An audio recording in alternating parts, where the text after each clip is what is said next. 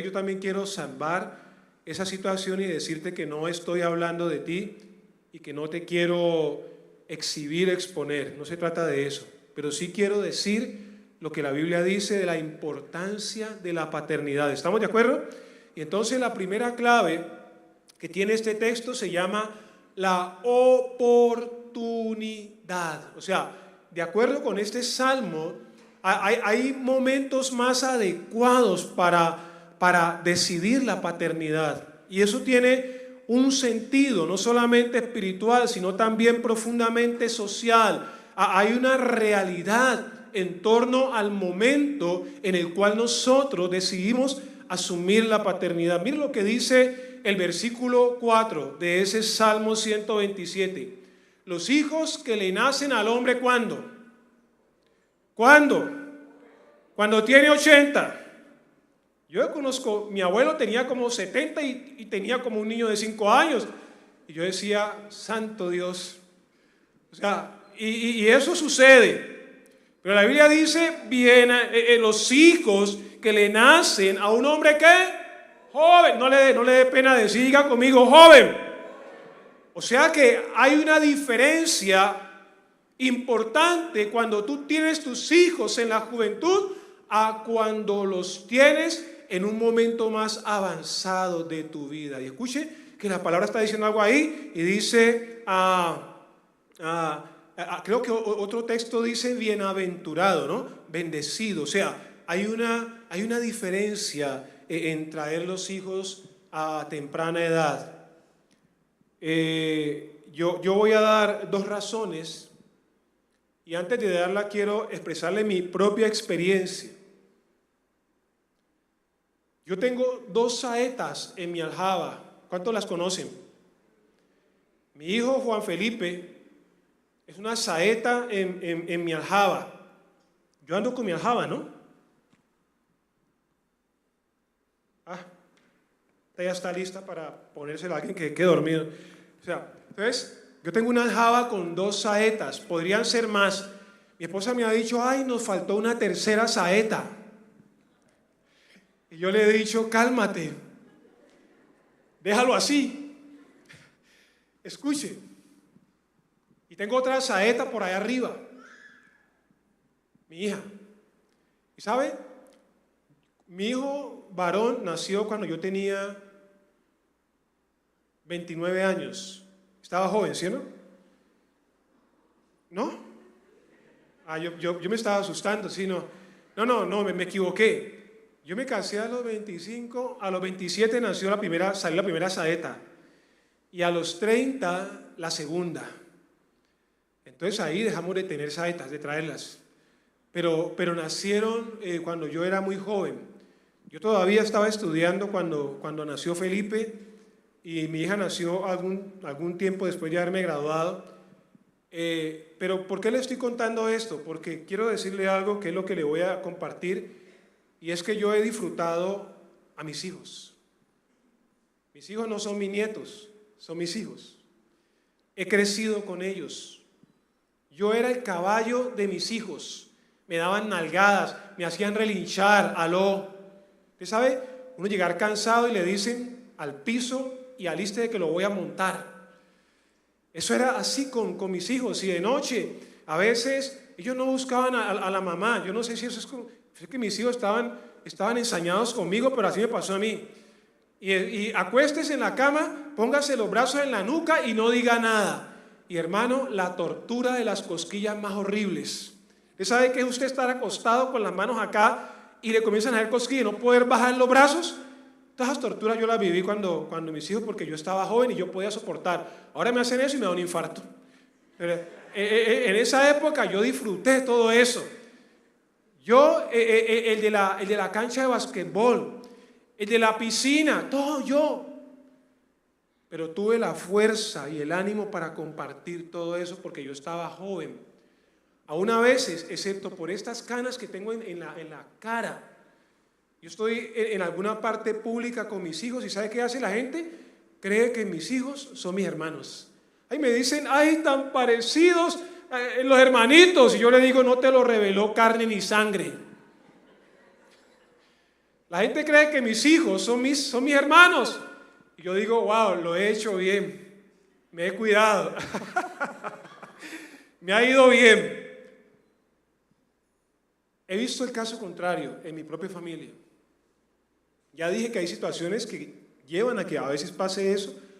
En otros casos a veces son decisiones para mí tardías, extemporáneas. Entonces yo he visto, por ejemplo, de mi familia, personas como mi abuelo. Es que no era un chiste, mi abuelo tenía como 70 y estaba dando tetero. No sabe lo horrible que es dar un tetero a la medianoche, hermano. Usted con ese sueño y el niño mirando de la cara, wow. Mi abuelo a los 70 diciendo arrurrú mi niño, cuando tiene que estar roncando, ya alistándose para el otro lado, ¿sí o no? Y yo tengo un familiar muy cercano que tuvo sus hijos ya muy avanzado, ¿Y sabe qué noté yo? Que mi sobrinito, con 2 añitos, con 3, era imparable. Él no quería ni cerrar los ojos para dormir. Y mi hermano, le declaré, bendito Dios. Oiga, era mi hermano. Yo lo veía, mi sobrino quería correr, quería jugar fútbol, a él no le interesaba dormir. Y mi hermano no quería saber nada de eso, porque ya estaba muy entrado, bastante avanzado, ya a la edad que él tenía, él quería descansar cuando su hijo quería correr. Entonces yo comencé a entender lo que la palabra dice de la importancia de tener los hijos en la juventud. Y le voy a dejar ahí porque eso tiene cosas más profundas. Entonces, 2 razones por lo cual uno debe tener los hijos jóvenes. Primero, para compartir la fuerza. Yo siempre le he dicho a la gente, porque yo lo experimenté, uno para criar a los hijos necesita tener fuerza. Yo me acuerdo cuando he tenido que corregir a mis hijos. Hermano, hay momentos donde uno tiene que pararse duro. ¿Cuántos papás saben eso? Hay momentos en el tiempo de la crianza de los hijos. Usted tiene que pararse duro y los hijos tienen que saber que el que está delante les puede cambiar el día. ¿Aló? Pero si un hijo lo ve a usted todo tembeleque ahí, que hable, se le sale la caja, hermano, olvídese, lo llevó el que lo trajo. ¿Aló? Uno tiene que tener fuerza para criar a los hijos. Créame que eso es verdad. Entonces, escúcheme, la primera razón de ese momento es que los hijos, cuando tenemos los hijos jóvenes, ¿sabe qué significa? Que cuando envejecemos y nos volvemos vulnerables, entonces los hijos que ya son adultos fuertes son capaces de trabajar, de proveer y de protegernos. ¿Aló? ¿Cuántos saben eso? Hay gente que no entiende esto.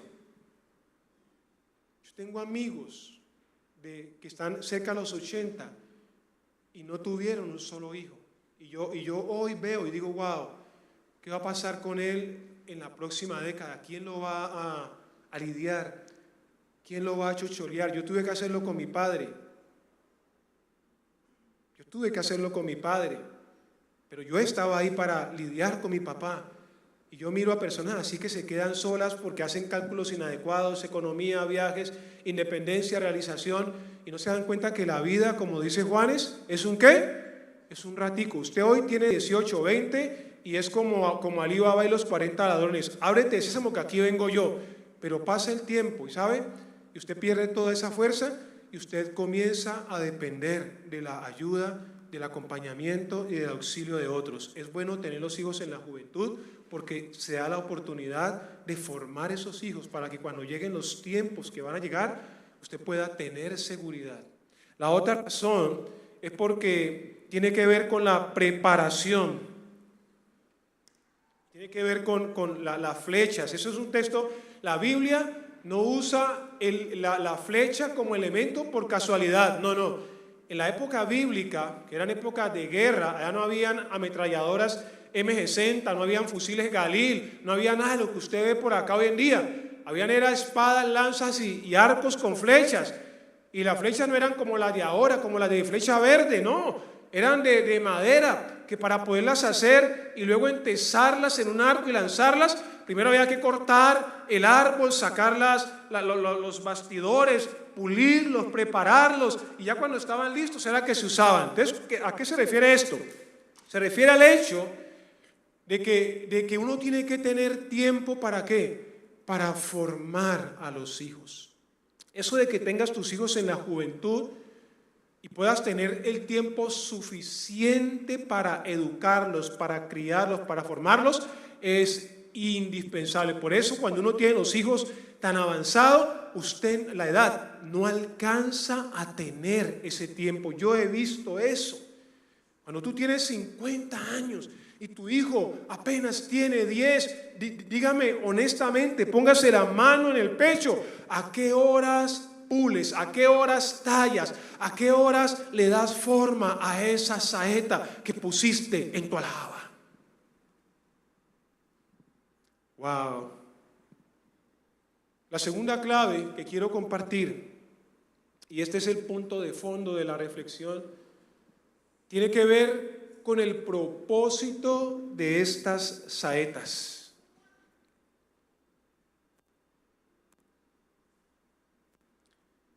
Dios le da hijos a uno, porque entienda, usted que trabaja para que vengan, ¿sí o no? No les dé pena, dejen de ser tímidos, por acá por este lado. ¿Sí o no que uno tiene que trabajar para que lleguen las saetas? ¿O no?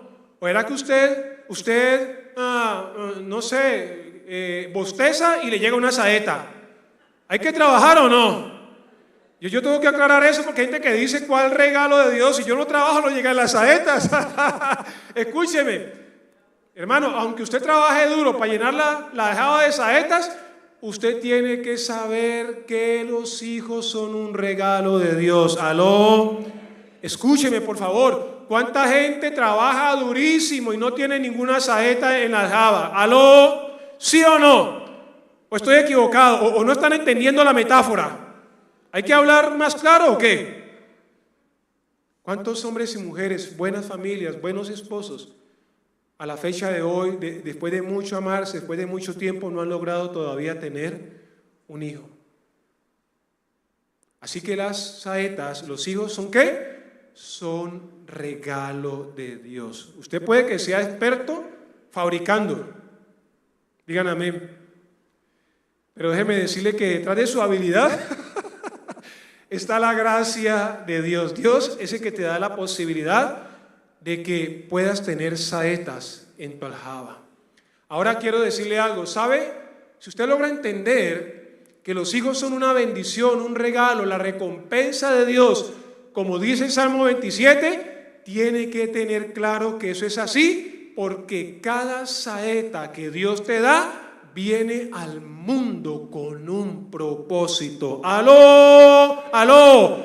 Cada hijo que usted tiene, el orejón, el cabezón, el ojón, el narizón, todos esos son saetas que Dios te regaló, que Dios te concedió. Y esos hijos no nacen al azar, vienen porque traen un propósito de Dios. Yo me acuerdo cuando nació mi hija, y queda mejor, ¿sí o no, Johnny? Oiga, mi hija, esa saeta se disparó sola. Cuando nació mi hijo varón, el primero, eso fue un programa, un cálculo matemático, tin, tin, tin, pirim, pim, pim, pum, y llegó la saeta Felipe. Pero cuando llegó la saeta Judy, nosotros no sabemos ni cómo llegó, pero llegó. Mi esposa estaba asustada. Decía, oh, ¿y ahora quién podrá defenderme? ¿Y quiere que le diga algo? Con el paso del tiempo, wow, mi esposa ha podido decir, esta saeta era un regalo de Dios. ¿No sabe usted la bendición que es esa saeta para nuestras vidas? Y en particular para este pecho. Mi saeta llamada Judy es una poderosa bendición de Dios para mí. Aló, la disfruto, la he disfrutado. Llevo 26 años disfrutándola.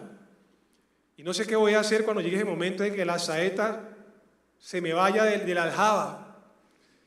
Porque le voy a decir ahora que las saetas no se hicieron para que se le queden a usted dentro de la aljaba. No, las saetas hay que sacarlas de la aljaba y hay que lanzarlas. Aló, los hijos no son de uno, los hijos son prestados. ¿Cuántos dicen amén? Así que no se enternezca mucho con ellos, no haga 4 piezas más en la casa, mijo, bájese de ese palo. A esas saetas hay que lanzarlas. ¿Aló? Que aquí hay padres que son buenos construyendo piezas. ¿O yo? Quiero tener una casa de 20 por 20 para hacer 12 piezas. Porque está pensando en la primera, la segunda, la tercera y la cuarta generación.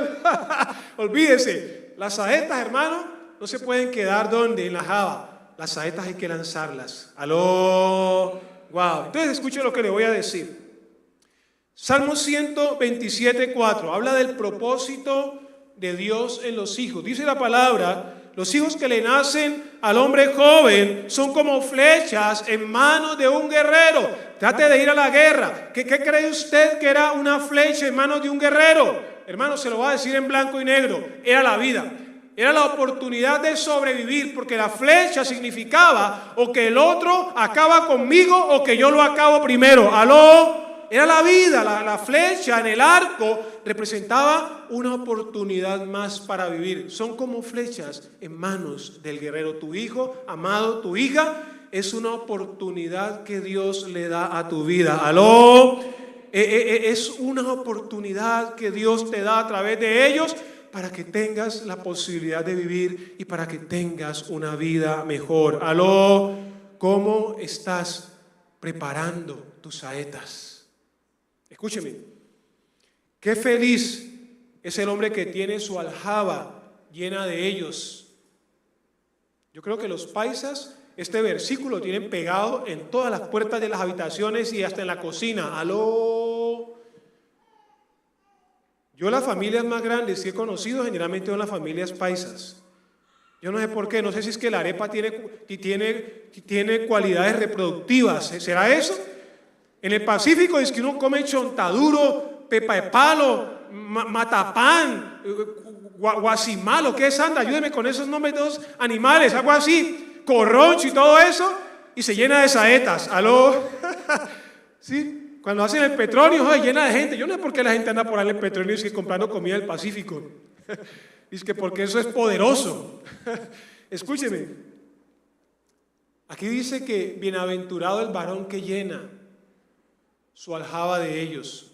Vivimos en una generación que no quiere tener hijos. Cuando la Biblia dice de manera categórica en Génesis capítulo 1, llenen la tierra, sojúzguenla, multiplíquense, fructifíquense. Los hijos son una orden de Dios, están dentro del plan de Dios para la humanidad. Hay que tener hijos. Tal vez hoy no podemos decir vamos a tener 50 como nuestros padres, pero ¿sabe? Se pregunta, pastor, ¿y usted cuántas saetas cree que yo debería tener en mi aljaba? Y yo le digo, bueno, mire la cuenta corriente. No, mentira. ¿Qué le digo yo? Yo creo que lo ideal, con mucho respeto, yo pensaría que lo ideal es que uno tenga como mínimo un par de hijos. Como mínimo dos personas. Por muchas razones. Una de ellas, ¿cuál?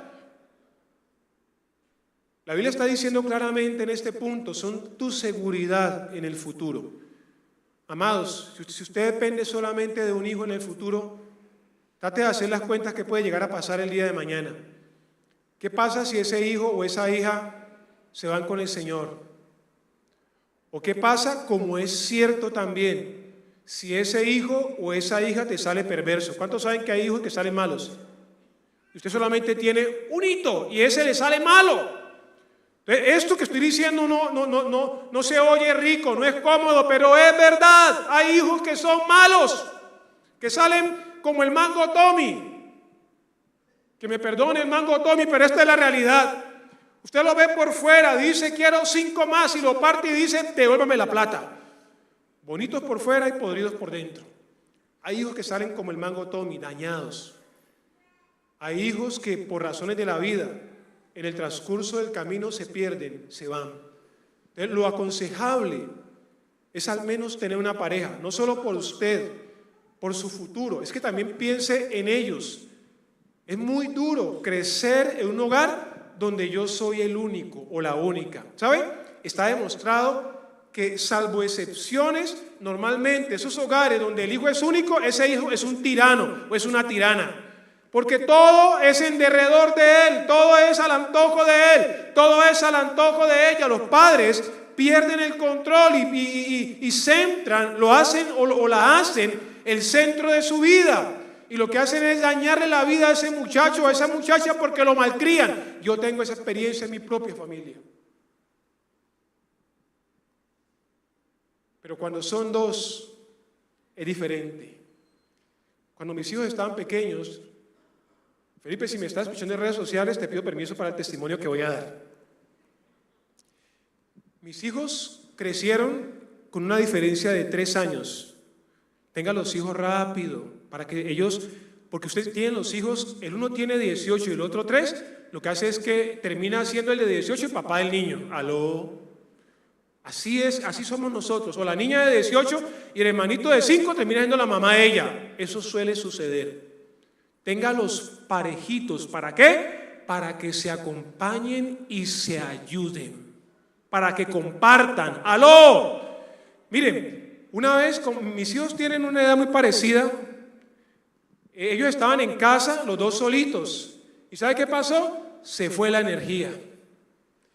Y mi hijo mayor, Felipe, era un poco nervioso y estaba asustado. Y nos llamaron y llamó Felipe. Papá, mamá, está oscuro, se fue la energía. Y luego pasó al teléfono Judy y dijo, déjelo que yo lo cuido.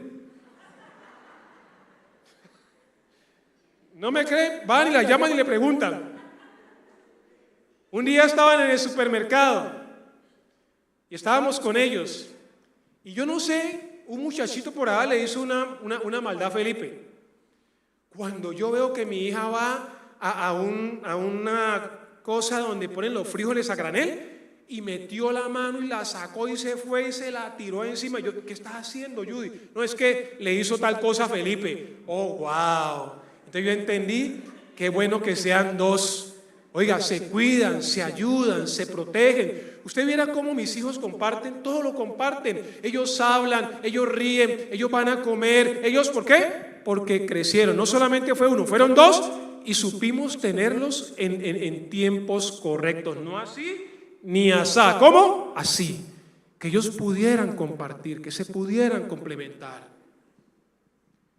Y no solo por eso, wow. Dios, te pido que pares el sol y todo para que me rinda el tiempo. Escuche, porque cuando llegue a la vejez, ¿cuántos saben que a ustedes las orejas le van a crecer? Los hombres digan amén. A las mujeres le crece la cintura, ¿sí o no? Yo he visto mujeres hermosas, pero tienen la cintura ancha. A la mujer le crece la cintura, ¿o no? ¿Y al hombre qué le crece? Fabio, le crece, usted no me va a decir, pero yo le voy a decir. Al hombre le crece la nariz y las orejas. ¡Aló! Usted cuando ya ve a un hombre que comienza a ponerse orejón y narizón, está viejo. Y entonces, escuche.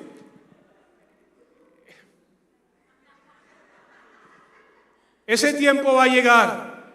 Hombres, te profetizo que te van a crecer las orejas y la nariz. Digan amén.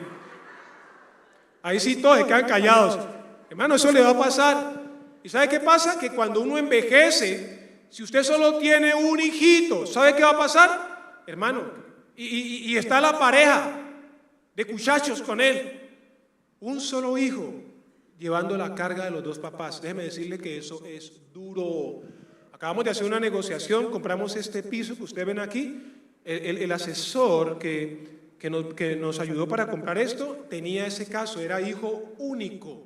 Y el papá estaba anciano y enfermo, y el muchacho no sabía qué hacer porque era él solo, tenía que trabajar, tenía que hacer un poco de peripecias porque era el único hijo. Entonces, tener más de un hijo no tiene solamente que ver con tu seguridad, no tiene que ver solo con que ellos puedan acompañarse, sino también que en el futuro ellos no tengan que llevar la pesada carga de un par de padres ancianos y enfermos, que es lo que le pasa a uno cuando ya llega a la vejez. ¿Aló? También es un concepto de justicia. Esto de llenar la saeta, de la aljaba de saetas, óigame, esto no es un tiro al aire. Esto tiene toda una razón de ser, y la más importante se la voy a contar al final, y tiene que ver con el Salmo 127 específicamente. ¿Qué le quiero decir? ¿Por qué escogió el Señor una saeta? Porque la saeta, para que pueda llegar al blanco, tiene que ser bien dirigida.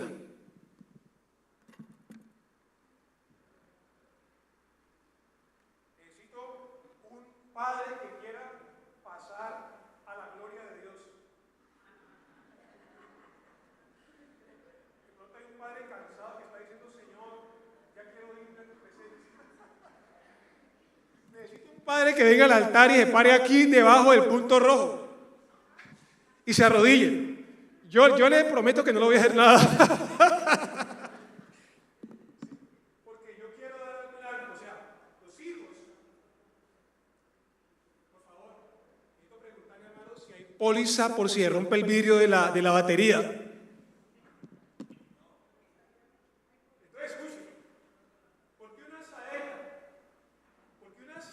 Para que le dé al blanco, no solamente debe haber sido bien creada, tiene que ser bien lanzada, bien dirigida. Tus hijos fueron un regalo de Dios. Dios se los dio para que usted lo prepare de tal forma que cuando los lance a la vida, sus hijos le peguen al blanco. ¡Aló!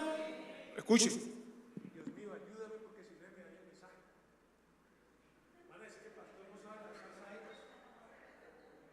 Señor, voy a cerrar los ojos. Ayúdame.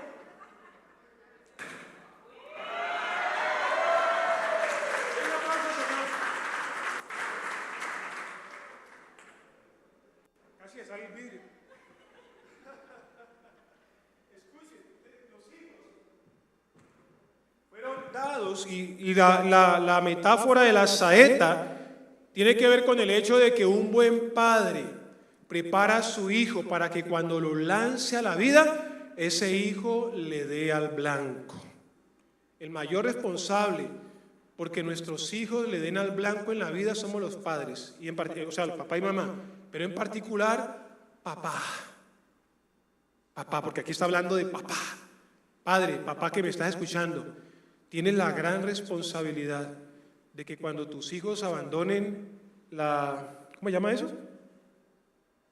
La aljaba, o sea, tu hogar, tu casa, tus hijos no salgan con una flecha mal lanzada, sino que tus hijos le den al blanco. Por eso es importante tener el tiempo suficiente para formarlos, para prepararlos, para educarlos. ¡Aló! ¡Guau! Mire, entonces, ¿qué representa la flecha en las manos del guerrero? Alcance. Si yo cojo esta flecha, el hermano que está atrás, levante la mano, por favor, allí, que me está mirando. Eso, usted. Levante la mano y téngala arriba que le voy a lanzar la flecha. Escúcheme, gracias. ¿Por qué es importante esto? Y yo lo he visto en mi vida. Hay lugares donde ustedes y yo no vamos a llegar como padres. ¿Sabían eso? Hay cosas, papitos que me están escuchando en esta mañana, que ustedes y yo no vamos a lograr en nuestro tiempo. Vamos a ir en este mundo sin haber alcanzado esas cosas. Pero ¿sabe? Le tengo una buena noticia. Sus hijos sí las van a alcanzar. ¡Aló! ¡Wow! Escuchen. Su hijo, su hija, está preparando. Va a alcanzar. Porque yo quiero suponer en esta mañana que usted está haciendo el trabajo. Va a alcanzar lugares.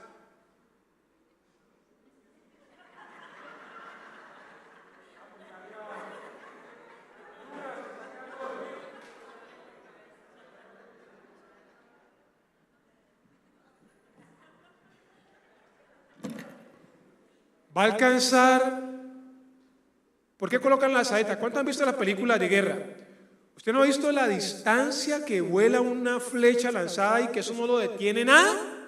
A eso se refiere. La Biblia hace la metáfora de la saeta, es porque cuando usted la lanza, hermano, eso alcanza distancias que usted no se imagina y eso no lo detiene nada. ¿Por qué la saeta? Por el alcance. Nuestros hijos van a prolongar, van a trascender nuestra existencia. ¿Aló? El día de mañana, en el paso de los años, usted va a ser recordado, ¿sabe por qué? Porque sus hijos van a llevar su memoria. ¿Aló? Wow, a eso se refiere. Tus hijos harán que tú seas una persona recordada aun cuando ya no estés en este mundo. Mi hijo hace cosas y alcanza cosas en su temprana edad, wow, que yo me quedo aterrado y digo, wow, yo a la edad de mi hijo ni pensaba llegar donde él está.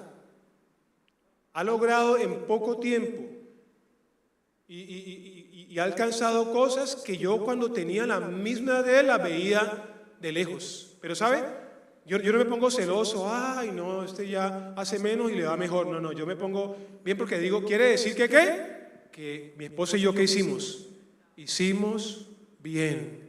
Si tu hijo te supera, si tu hijo ya tiene mejores ingresos que tú, tiene mejor carro que el tuyo, vive mejor que, hablando de esas cosas, quiere decir, no se ponga a pelear con él y a ser envidioso, papá, no lo mire rayado. Significa que usted hizo bien el trabajo. ¡Aló! ¡Wow!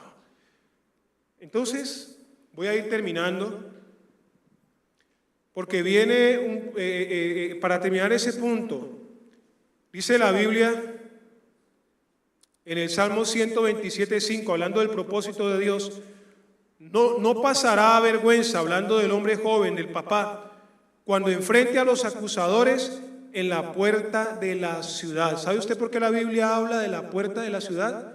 ¿Sabe por qué habla de los acusadores? ¿Sabe por qué habla de llenar la saeta de aljabas?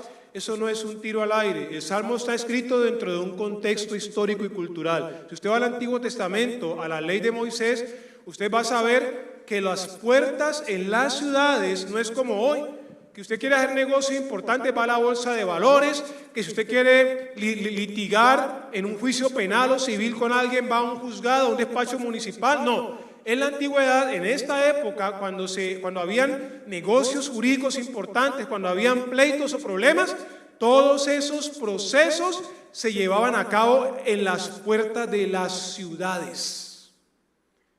Escúcheme bien para dónde va el agua. Hay que tener el aljaba llena de ellos. ¿Por qué? Porque en las puertas el padre y los ancianos, que eran los que salían a esos lugares, tenían que enfrentar muchas veces situaciones muy difíciles, riesgos, situaciones de pérdida. Entonces, ¿qué es lo que quiere decir eso? En la antigüedad, los testimonios se validaban por el concepto de 2 o de 3 personas.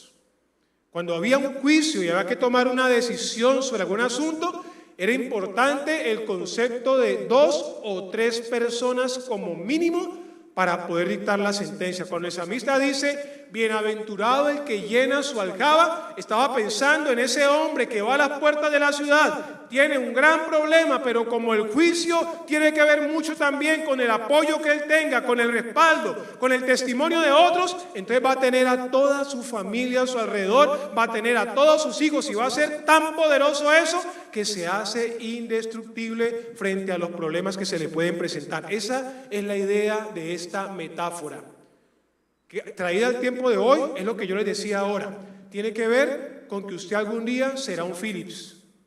El apóstol Alfonso decía que nuestro radio algún día sería un Philips. O sea, no vas a tener juventud toda la vida. ¿A cuántas mujeres ya les cuesta subir el segundo piso? Digan amén, mujeres. Ahí no dicen nada, pero yo las veo todo el tiempo quedándose afuera cuando van para el segundo piso. Aló, los hombres que están aquí, ya no podemos ni correr, ¿sí o no? Nos duele hasta los dientes, las rodillas, las cejas, todo nos duele, ¿sí o no? Hacemos un abdominal y quedamos incapacitados. Aló, porque ese momento va a llegar. Allá eran los juicios, los negocios, los pleitos, ahora es tu salud, es tu vida. ¿Quién te va a llevar al médico cuando te enfermes? ¿Quién va a chocholearte cuando estés todo débil en tu casa y te dé algo? ¿Y quién va a lidiar? Entonces, los hijos en la aljaba del valiente. Voy a darle un ejemplo y paso para terminar. Paso para terminar. Deuteronomio 21:18. ¿Por qué la Biblia habla de puertas? Porque en la antigüedad todo negocio jurídico, todo pleito, todo problema se solucionaba en las puertas. Si alguno tiene un hijo contumaz y rebelde que no obedece a la voz de su padre ni a la voz de su madre y habiéndole castigado no les obedece, entonces lo tomarán su padre y su madre, lo sacarán ante los ancianos de su ciudad y a la puerta del lugar donde viva. O sea, ni siquiera se corregía en la casa. ¿Dónde había que llevarlo? A la puerta. Y dice después, y dirán los ancianos de la ciudad, este nuestro hijo es contumaz y rebelde, no obedece a nuestra voz, es glotón y borracho. Entonces todos los hombres de su ciudad lo apedrearán y morirá. así quitarás el mal de en medio de ti, y todo Israel oirá y temerá. ¿Usted se imagina si hoy todavía existieran las puertas? Estaríamos más de uno sin hijos, ¿sí o no? ¿O estoy equivocado? Si hoy todavía tuviésemos que llevar nuestros hijos a la puerta por rebeldía, más de uno estaríamos colocando flores en una lápida. Aló. Las puertas eran lugares que se utilizaban para esto. El último caso que le comparto es el caso de una mujer llamada Ruth. ¿Cuántos se acuerdan de Ruth la Moabita? ¿Se acuerdan que ella quedó viuda y tuvo que ir a la tierra de Belén, donde su suegra Noemí, para buscar marido? Pero había una ley que se llamaba la ley del levirato, que quiere decir que si un hombre moría sin hijos y quedaba la mujer, un hermano que les sucediera tenía que tomar la mujer y traer descendencia en ella, y también administraba los bienes que quedaban en ella. El caso de Ruth es que ella quedó así. Noemí la llevó a la tierra de Belén y escuche lo que pasó. Booz es el hombre que ella buscó, subió a la puerta y se sentó allí. Y aquí pasaba aquel pariente de quien Booz había hablado y le dijo: fulano, ven acá y siéntate. Y él vino y se sentó. Entonces él tomó a 10 varones de los ancianos de la ciudad y les dijo: siéntense aquí. Y se sentaron. Luego dijo el pariente de Noemí, que ha vuelto del campo de Moab, vende una parte de las tierras que tuvo nuestro hermano Elimelec. Y yo decidí hacértelo saber y decirte que la compres en presencia de los que están aquí sentados en la puerta y de los ancianos de mi pueblo. Si tú quieres redimir, redime.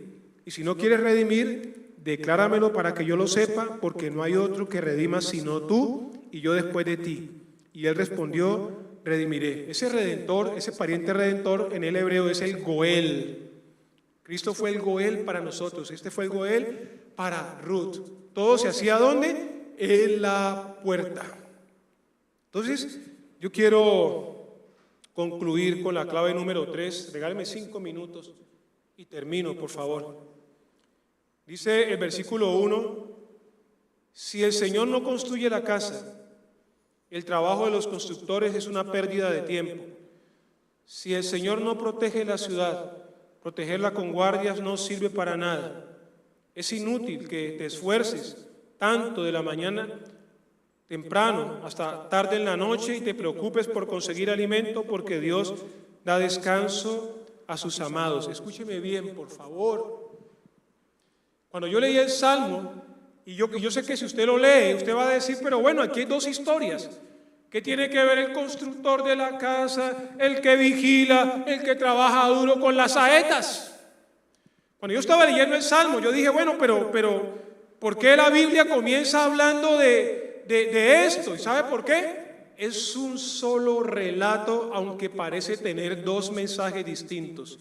El hecho de que el Salmo comience diciendo: el que cuida la casa, si Dios no está, la cuida en vano. El que trabaja duro, si Dios no lo bendice, está perdiendo el tiempo. El que edifica, si Dios no edifica, pierde el tiempo. ¿Sabe por qué está ahí? ¿Y sabe por qué es la antesala a luego decir: bueno, como ya dejé claro que esto no funciona sin mí, entonces yo le dice: ahora sí, papito, los hijos que te doy son una recompensa, son bendición. ¿Sabe qué está diciendo Dios, hermano? Al igual que el constructor, al igual que el guarda y el que trabaja duro, esta flecha no puede caer en el blanco.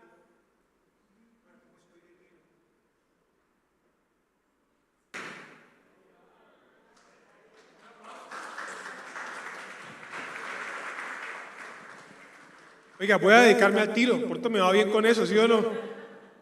Yo no sabía que tenía el don de arquero. Escuche, es imposible que la flecha que tú lanzas, que la saeta que tú lanzas den el blanco, si tú no levantas a tus hijos en el temor de Dios. La Biblia, el Espíritu Santo colocó esa antesala, dio el ejemplo del constructor, del guarda, del que trabaja duro, y después soltó la revelación de que los hijos son bendición de Dios, son saetas de Dios. Pero ¿sabe por qué lo colocó de primero?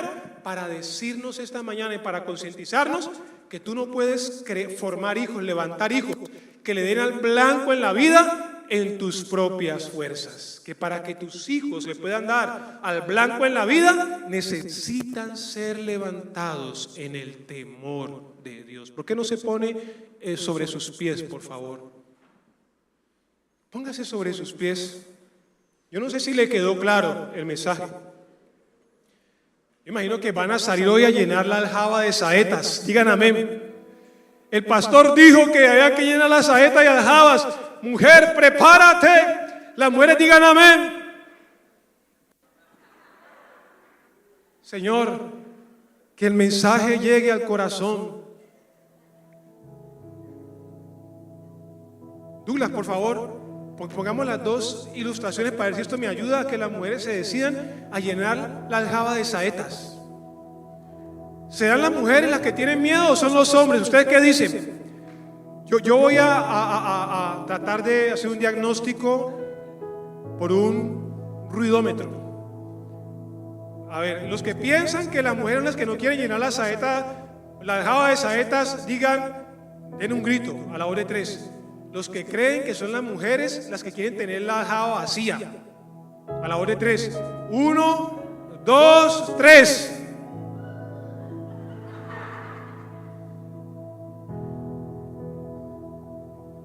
Entonces, la siguiente pregunta tiene que ser una cosa loca. Los que creen que son los hombres que quieren tener la aljaba vacía, un grito de júbilo.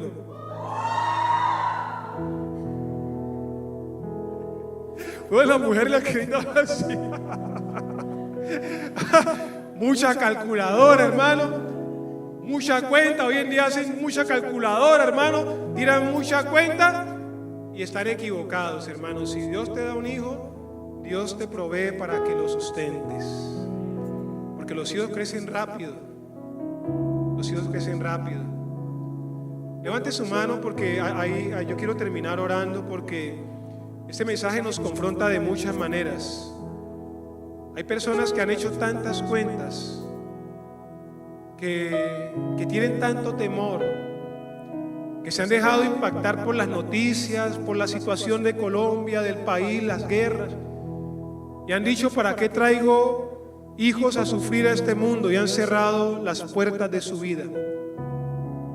Otros y otras tienen tantos planes, tienen tantas metas que dicen: no es el tiempo, no, si traigo un hijo me va a sacar, me va a desenfocar, o ya no voy a poder comprar esto, lo otro, y se va a enfermar, y luego yo no sé qué voy a hacer, y tantas cosas.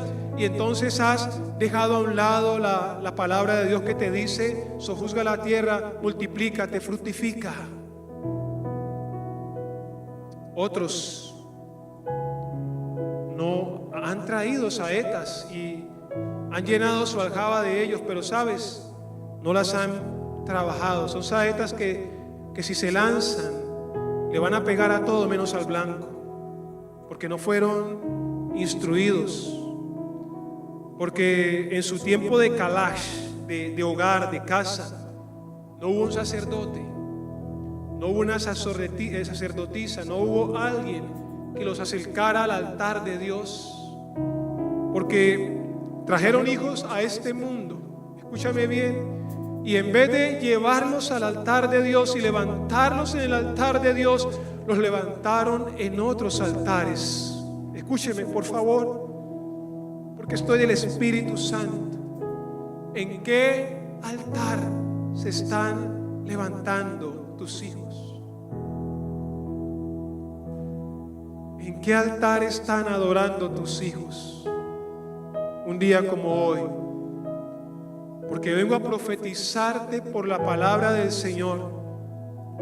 Esa saeta que Dios ha dado en tus manos, escúchame bien, hombre que me estás escuchando primeramente, pero también mujer, esa saeta es tu futuro. Esa saeta representa el mayor grado de paz o de intranquilidad que en los próximos años vas a tener en tu vida. Esa saeta que hoy pone Dios en tus manos representa o momentos de sonrisa o tiempos de angustia y de dolor que pronto llegarán a tu vida. Siento que alguien tiene que hablar con Dios esta mañana y decirle: Señor, perdóname. Siento que alguien tiene que decirle: Señor, no he tallado correctamente la saeta o las saetas que pusiste en mis manos. Alguien tiene que decirle: Señor, pero esto no va a seguir así, yo voy a cambiar y hoy tomo la decisión de hacer un cambio. Alguien saldrá hoy de este lugar determinado, decidido a hacer un cambio en su vida, decidido a que esas saetas alcancen el blanco donde Dios quiere que lleguen. Así que ahí donde está, te pido, dígale: Señor, perdóname, y a partir de hoy voy a hacer un cambio. El que no los tiene porque ha sido tan pragmático, porque le ha prestado tanto oído a las noticias y a otros conceptos, va a decirle: Señor, prefiero creerle a tu palabra.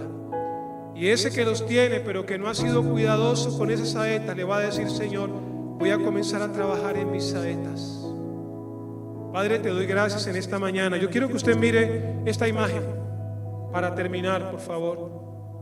Un hombre sin saetas. Seguramente se pensionó, vive en un apartamento cómodo, tiene aire acondicionado, un televisor de 80 pulgadas, pero está solo. Al contrario, quiero que miren esto. Un hombre que entendió la importancia de llenar su aljaba de saetas, porque van a llegar esos días y esos tiempos donde usted no va a querer ni comer porque ni hambre le va a dar. Y no sabe hoy, porque está joven, muchas veces no pensamos en eso, cuán necesarios y cuán importantes van a ser esas saetas en tu vida. Padre, te doy gracias en esta mañana por la palabra y te pido, Dios amado, que no vuelva vacía, sino cumpla el propósito con el cual se lanzó. Es en el nombre que es sobre todo nombre, en el nombre de Cristo Jesús. Amén.